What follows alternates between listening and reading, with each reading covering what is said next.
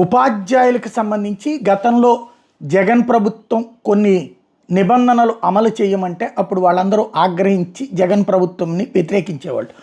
ఇప్పుడు అంతా అప్పటితో పోల్చుకుంటే అంటే 1వ తారీఖు జీతం నిజం, అప్పుడు జగన్తో పోల్చుకుంటే వీళ్ళు కరెక్ట్గా ఇస్తున్నారు. మిగతాది కూడా అదే తరహాలో ఉందా? ఇప్పుడు తాజాగా ఉపాధ్యాయులకి హాజరు నిబంధనలు పాఠశాల విద్యాశాఖ కఠినతరం చేసింది.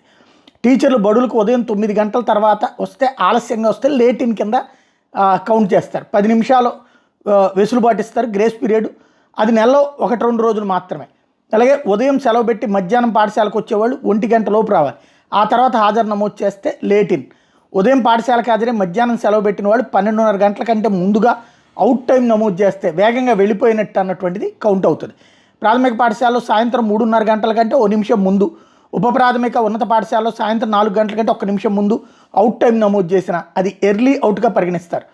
ఎవరైనా ఉదయం ఇన్ టైం నమోదు చేసి అవుట్ టైం నమోదు చేయకపోతే ఉదయం హాజరు నమోదు చేసిన వెంటనే పాఠశాల ప్రాంగణాన్ని విడిచిపెట్టి వెళ్ళినట్టుగా పరిగణిస్తారు. ఇవి తప్పేమి కాదు, ఇవి ఖచ్చితంగా అవసరమైనటువంటి నిబంధనలే. గతంలో కూడా ఇట్లాంటి నిబంధనలు తీసుకొచ్చినప్పుడు ప్రభుత్వం మీద కాకుండా ప్రవీణ్ ప్రకాష్ మీద తీవ్రంగా బిగినాయి. ఆ తర్వాత అది ప్రభుత్వం మీదకి వెళ్ళింది, కోపగించుకున్నారు. ఇప్పుడు దీన్ని యాక్సెప్ట్ చేస్తారా, లేదు ఇందులో తప్పేమీ లేదు అనేటటువంటి మంచిది. అదే సందర్భంలో అప్పటితో పోల్చుకుంటే ఇప్పుడు బెటర్ అంటారా, లేకపోతే ఏమంటారు చూడాలి.